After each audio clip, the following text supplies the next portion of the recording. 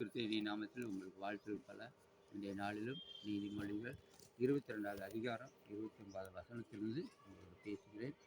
தன் வேலையை ஜாக்கிரதையாக இருக்கிறவனை நீ கண்டால் அவன் நீசருக்கு முன்பாக நில்லாமல் ராஜாக்களுக்கு முன்பாக நிற்பான். தன் வேலையில் ஜாக்கிரதையாக இருப்பாங்க. நீங்கள் ஜாக்கிரதையாக இருந்து பாருங்கள், உங்களை எங்கே உயர்த்தக்கூடியவராக இருக்கிறார். தேவன் உங்களை உயர்த்துவார். நீங்கள் வேலையில் ஜாக்கிரதை இல்லாமல் என்ன பண்ணுங்க, அப்படியா ஜாக்கிரதை என்னமோ வேலை பேருக்கு போகிறோம் வரேன்னு சொல்லிட்டு இருந்தீங்கன்னா உங்களுக்கு என்ன இருக்குது? நீங்கள் ராஜாக்கள் முன்பாக நிற்க முடியுமா? நிற்க முடியாது. நீ படிக்கிறப்ப என்ன ஒன்று நல்லா உங்களுக்கு கொடுத்த பாடத்தை அன்னைக்கு படித்து பாருங்கள். படித்து எல்லாத்தையும் முதல் மார்க் வாங்குங்க. உங்களை என்ன பண்ணுவாங்க, டிஸ்ட்ரிக்ட் ஃபஸ்ட்டு ஸ்டேட் ஃபஸ்ட்டுன்னு உட்காந்து உங்களை உயர்த்தக்கூடியவராக இருக்கிறார். அப்போ நீங்கள் என்னென்ன உயர்வீங்க. அப்போ ஸ்காலர்ஷிப் கிடைக்கும், எல்லா உதவிகளும் உங்களுக்கு கிடைக்கும். அப்போ நீங்கள் ஜாக்கிரதையாக இருக்கணும். உங்களுக்கு கொடுத்த வேலை அதே போல் வேலை செலுத்தினா அப்படி தான் பண்ணணும். எந்த வேலை சின்ன வேலையாக இருந்தால் சரி, உங்கள் வீட்டிலேயே என்ன பண்ணணும், அம்மா அதை சொன்னாங்கன்னா செஞ்சு பாருங்கள், வேலையை செஞ்சு பாருங்கள். உங்களை நேசிப்பாங்களா? நேசிப்பாங்க. அப்போ உங்களுக்கு தேவைகளாம் சந்திக்கப்படும். அது வெளியில் யார் கேட்டாலும் சரி உதவி செஞ்சு பாருங்கள்.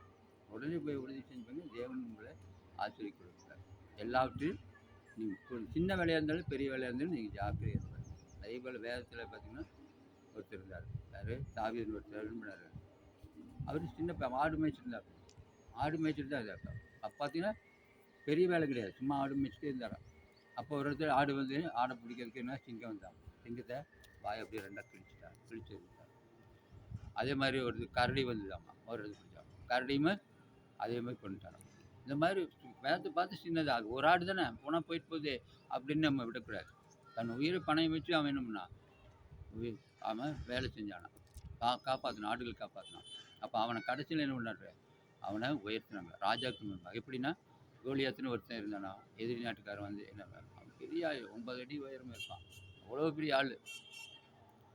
அவன் பெரிய தலைச்சீராக வச்சுட்டு அவ்வளோ பெரிய இதாக இருந்தானாமா. அவனை பார்த்தாவே பயமாக இருக்கணும். அந்த மாதிரி பெரிய பயங்கரமான ஆள். அந்த மாதிரி இருக்கிற ஆளை யாருமே பார்த்தாலே தாவீது இருக்கிற அந்த ராஜா, சவுல் ராஜா எல்லாத்துக்கிட்டுமே யாரும் போக முடியாது. அவன் பக்கத்தில் போக முடியாதுன்னு இருக்கிறான்.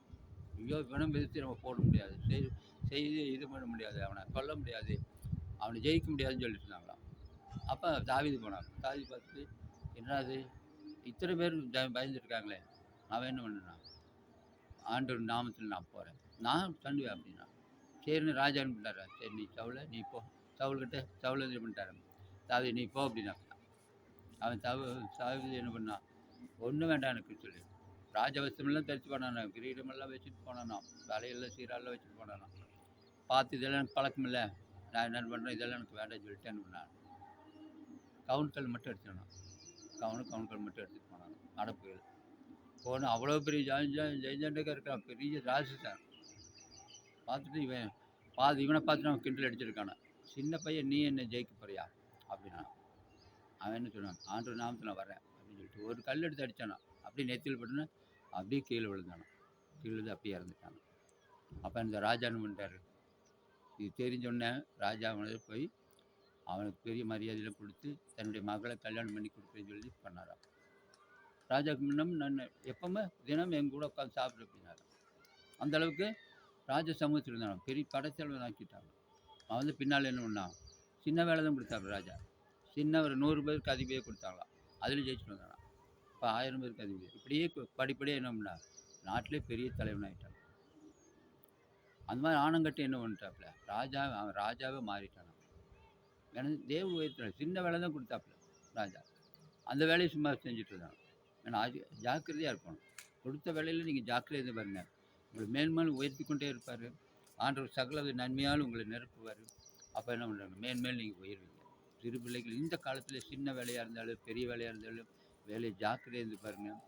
அநேக ஆசீர்வாதத்தை தரக்கூடியவர் இருக்கிறார். அதனால் கர்த்தர் உங்களை ஆசீர்வித்து சகல நன்மையால் நிரப்பி உங்களை மேன்மேலும் வளர செய்வார், மேன்மையடை செய்வார். உங்களை ராஜாக்களுக்கு முன்பாக அதிபதிகள் முன்பாக நிறுத்தி உங்களை உயர்வான ஸ்தானத்தில் நிலைநிறுத்துவார். நீங்கள் ஜாக்கிரதை இருந்தால் மட்டும் தேவன் தாமே உங்களை ஆசீர்வித்து சகல நன்மையால் நிரப்புவாராக.